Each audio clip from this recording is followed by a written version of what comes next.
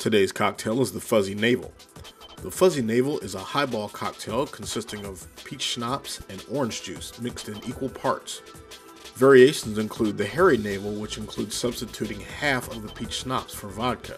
The Fuzzy Navel originates in the 1980s and was invented by Ray Foley, a bartender and founder of Bartender Magazine.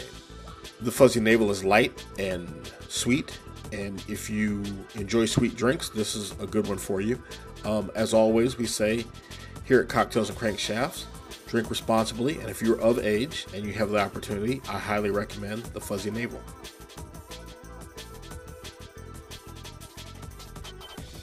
All right, welcome back to Cocktails and Crankshafts. It's me, the Killer B, car guy of Car Guy Blog 05 fame. With me is my wonderful, fabulous co-host, May. What up, May? What up? So I was digging through the archives the other day. Since I have all this downtime, I've been generating a lot of new video. And going through the archives, I found some footage from when you lived over there by Cloverleaf Mall, the former Cloverleaf Mall. Formerly known as Cloverleaf Mall, now currently known as, I don't even know. It's there's some condos or apartments or something. It's completely redeveloped. You would not even know there was a mall there. That's what I thought. I heard the tire store's still up there though. But yeah, the rest of that stuff's gone, long gone. What I didn't realize until I was watching the video is that you were there with me recording it. Woohoo! I can hear you on the track. So I seem to remember I went up there because this was right before I moved. This was the spring that I moved out west. So this was March of 05. And oh Lord, I don't even remember March of 05. I did the drift day at Cloverleaf. Although I did not drift because I was scared I was going to break my car. March of 05. Oh, that means I just would have just moved up there. Yeah? I moved there in November 04. Okay. Yeah, so I wonder, did we go to lunch at Panera afterwards? I don't know, because I don't know. At one point, I take a phone call, and it's from my dude that's from there that lives down in the Tidewater. Yeah. And I don't know what we were talking about, maybe doing some paintball or something, but it didn't work out because, of course, I can only hear my half of the phone conversation, right? Because I'm filming the drift cars going by even as I'm talking to him on the phone. So yeah. It was interesting, but I'm gonna turn this on and we're gonna talk about drifting at Cloverleaf Mall. Fun. Oh, I don't even remember what 05 means. Oh, you're not on camera. Oh, good. Bullet. God. So, this old dead mall over here in Richmond, Midlothian Turnpike, had this huge parking lot that was great for drifting and autocross, and NASA Virginia used it for drifting and autocross a lot. Because the mall at that point, well, you can see it's fenced off, so at that point the mall was already closed, or mostly closed, or the portion of it had been shut off completely already. Yeah, I think the only thing left at that point was like beer and that Firestone. And maybe the food court? And yeah, maybe the food court. I don't even think I ever went inside Cloverleaf Mall, so the only thing I knew about it is that it was dead. I went inside once or twice, because I think one time we were out there autocross and I was there a long time, so I had time to walk in, because I think I went looking for lunch in the food court. So yeah, they would send out these wacky flyers, Be My Valenslide or Back to the Leaf, where these flyers they'd send out on the internet for these drift days. I went mostly because it's drifting, so there's going to be a lot of 240s there. Well, I'm a 240 guy. I've got a 240 SX. But I liked my car to stay pretty and not bounce off of stuff. So the thing about drift cars is, look at these cars. Most of them are raggedy because you either buy one that's already beat up or you beat it up learning how to drift. That's it.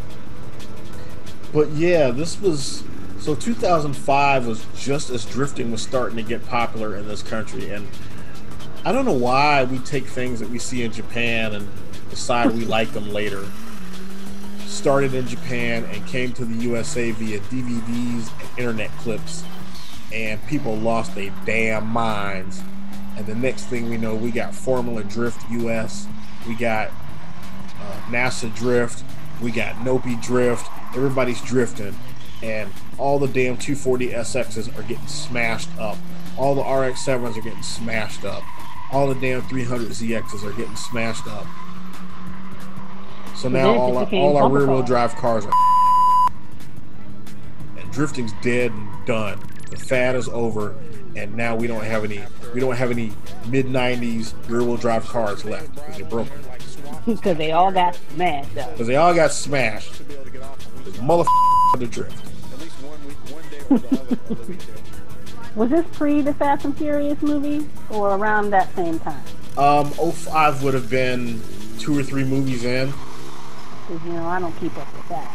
I can tell you here in a second. So this would have been 2 movies in. So Fast and Furious and Too Fast, Too Furious had come out. Tokyo Drift, ironically, had not come out yet. Interesting. What happened was the stupid DVDs from Japan. That's what it was. Once the internet became a thing and you could download video or direct order DVDs from Japan, you'd get these option videos that had all this drifting in them. And all of a sudden everybody's like, oh, I gotta do that. Right. And I was like, no, tires are expensive.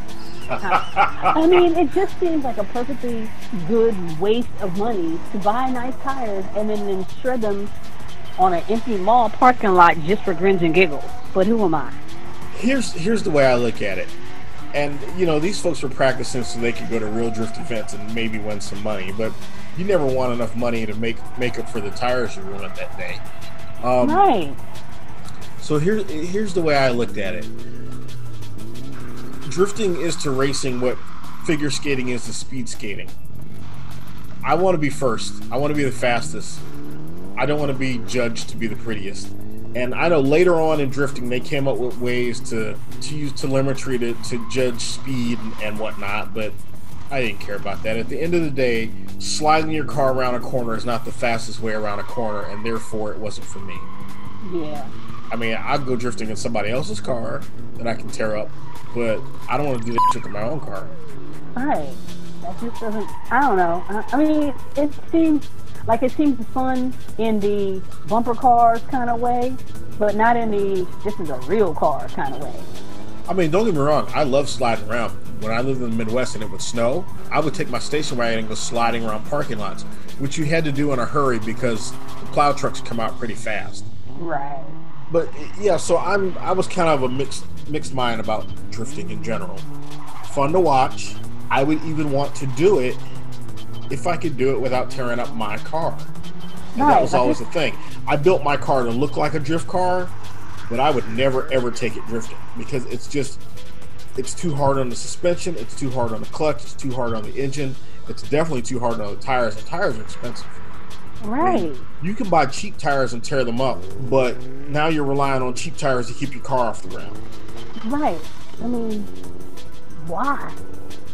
I mean, I get why. But... I mean, because people are, I mean, it looks fun, and it looks cool. Because it looks cool, and that's the thing. Yeah. But, okay, look at this RX-7.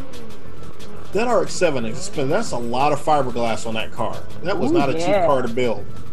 And so if you crunch it, you breathe on it wrong. Yeah, I mean, that's some expensive bodywork. That's not regular bodywork anymore.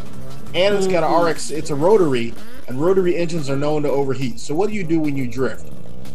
You drive high RPMs at low speeds sideways where you're not getting a lot of air through the radiator. With a type of engine that cannot tolerate overheating. You're just asking for trouble.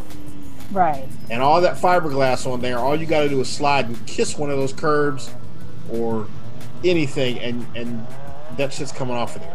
I mean, it's a little too pretty to drift. This should be the drive real fast and then post up somewhere and look cute car. Right. Which is, I've never been the pretty car guy either. I like to split the difference. I want it to be functionally pretty. Like, I don't want the car to be so pretty I'm scared to drive it. But I don't want it to look like that either, Right. Driving around with no bumpers and half a hood and No, You know, it was bad enough I had my damn turn signals dangling loose. I love that this guy's car looks almost exactly like mine, except he's got those glass headlights that I was going to buy and decided not to because I was like, that's too much money. God. Because I guess those are also they're not technically legal in the U.S. That's the back of your head there, isn't it? Oh, it might have been. It had to be. There wasn't no other black girls out there. That's the back of my head. Yep. Wow. It's true though. That is the back of my head. All right. At least I'm in a respectable ponytail. Because you never know. You never know. Never know. In fact, that was the moment when I realized that you were there. And I was like, oh yeah, because you were taking still photos while I was shooting the video. God. And what's worse is you were doing that on a 35mm camera that I then had to develop the film. And I don't know what. I'm pretty sure I owned a digital camera by then, so I don't know what was going on with that. But I have prints, so I know those were shot. Oh, you know what? I might have been trying to use up a roll. You can roll a film. I might have had some film I was trying to burn off. Because once I bought the Fuji, I had that 35mm, but I still had film in the house, and I was like, gee, I guess I got to use that film up before it goes bad. Those were the days. I suppose I could have just threw it out.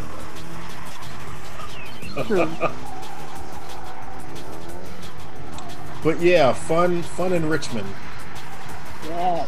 At the lovely former Cloverleaf Mall.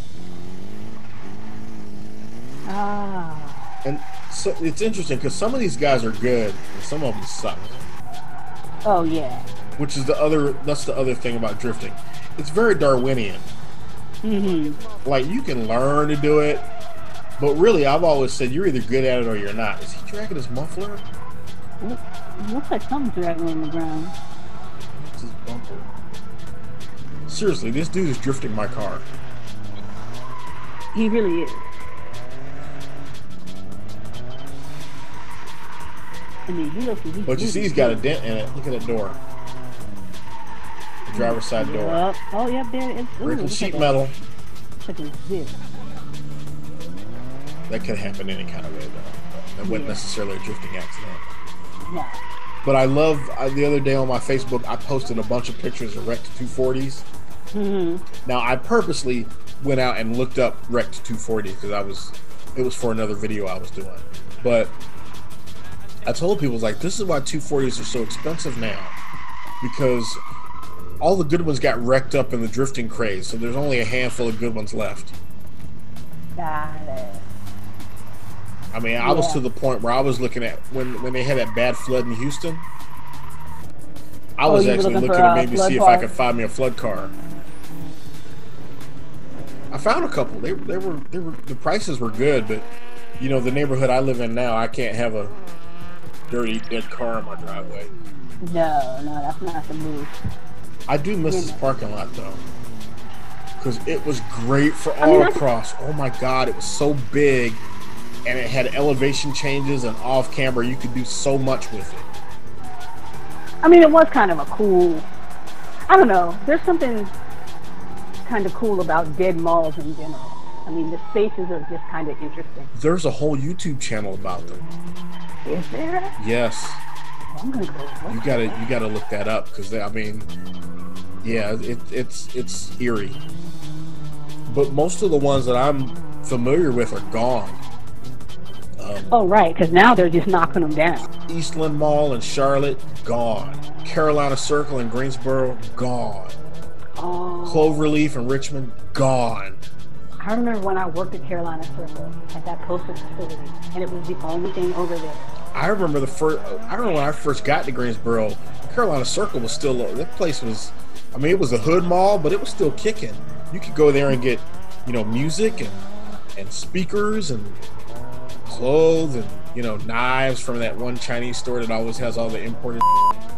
Yeah. You could get a butterfly knife and a statue of an elephant. You've given me your opinion on this. You think all. it's just stupid boys wasting tires. There may even be a couple of girls out there, but I think it looks like fun, but like this is one of those things I would do once, maybe twice, just to see if it was fun. And then I'm with you. I'm not. I mean, unless again, until my Powerball hits, I don't have a bunch of money to just blow. So if I had money to just like blow on tires every other week, yeah, this might be cool. But I wonder sometimes. I don't think this would be my thing. This is like a once every 6 months thing. Not a reason for I wouldn't do that with my race car. Right. Mid-engine car is not a good idea to drift. Too much mass on the back. Yeah, that looks heavy. It's not heavy, but because his engine's behind the driver, there's too much weight in the back of the car, and you go to swing it, it'll keep swinging. You have to know what you're doing. Yeah. That guy's got some zip. What's that? Oh. Yeah, some zip. Yeah, sometimes I wonder if a bunch of Japanese dudes didn't get together and say, you know what, I got a way we can make these Americans tear up a bunch of cars. Like